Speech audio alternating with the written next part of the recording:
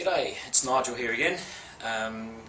Welcome to the three-part series, and today is part two.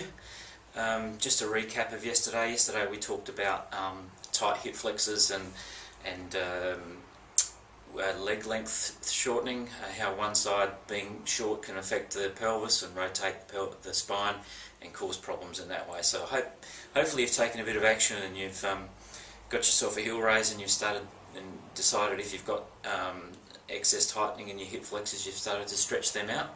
We also talked about how the abdominals can become quite weak, especially when you have tight hip flexors. And I see so many times I go to a gym or a football field and see people training and doing sit-ups just woefully wrong, you know, like that. Really, I feel like walking up to them and handing them a card and say, I'll see you next week, you know, because if you do them incorrectly, you really put a lot of strain through your back.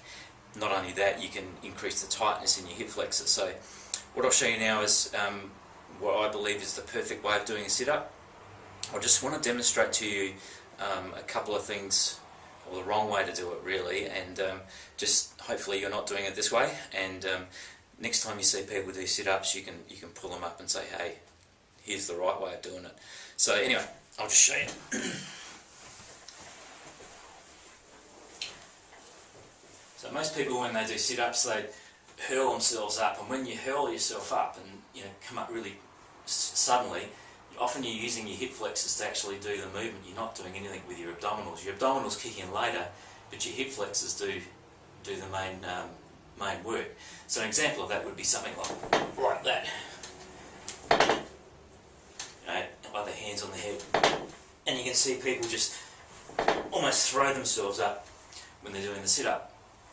Another thing I see people do, especially on the football field or on an oval, you'll see trainers getting players to lie on their backs and hold their legs straight like that for minutes on end, and that's supposed to make your abdominals tight. Well, what it does is it weakens the low back muscles are only so strong, and after a few seconds they just bugger out and they can't hold that position anymore. So there's a lot of strain goes through the joints in the back.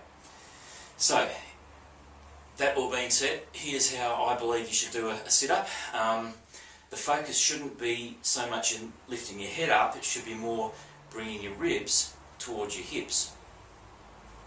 So if you can feel where your ribs are, as you come up, all I'm focusing on is getting my ribs down towards my hips.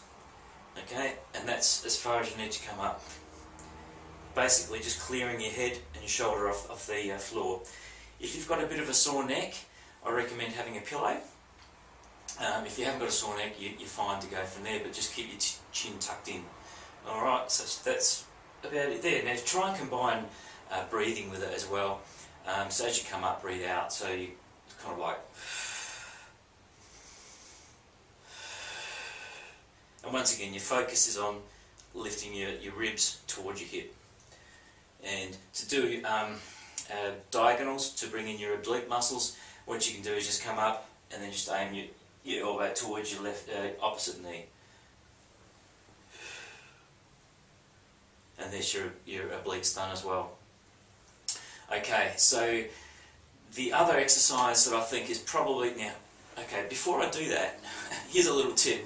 If you're lying in bed, a comfortable position is on your back with a couple of pillows under your knees.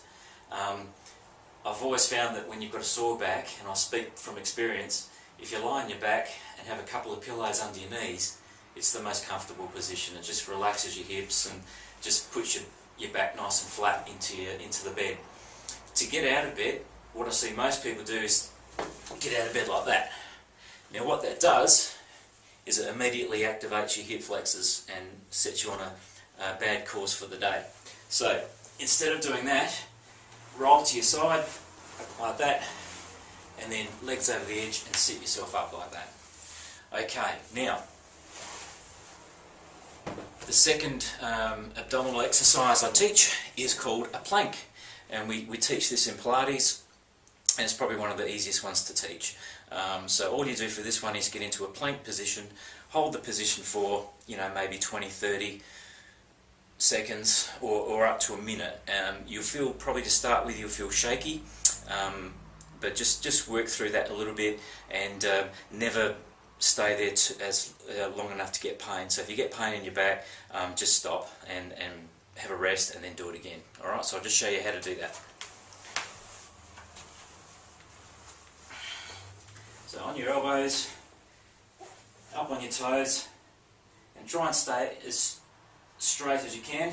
Keep your head in a neutral position instead of having your head up like that. So just keep it neutral.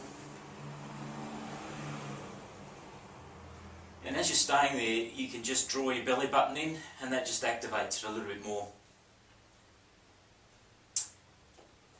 And to come down, just knees down first and relax, and then get yourself up. So that's it. They're the two ways I would suggest you start off doing abdominal exercises. During the following emails, you know, if you're on my email list, so I'll be sending lots and lots of videos of in the future, and just showing you different Pilates exercises too that you can add, and just pick out which ones that you are suited to. So that's the end of today's video, and I hope you got something out of that and you start to do some abdominal exercises the right way. So tomorrow we're going to talk about how to set up a desk and chair and an office space correctly. So that's a big factor in getting back pain during the day, especially if you're working in an office situation. So until then, look after your back. It's the only one you've got.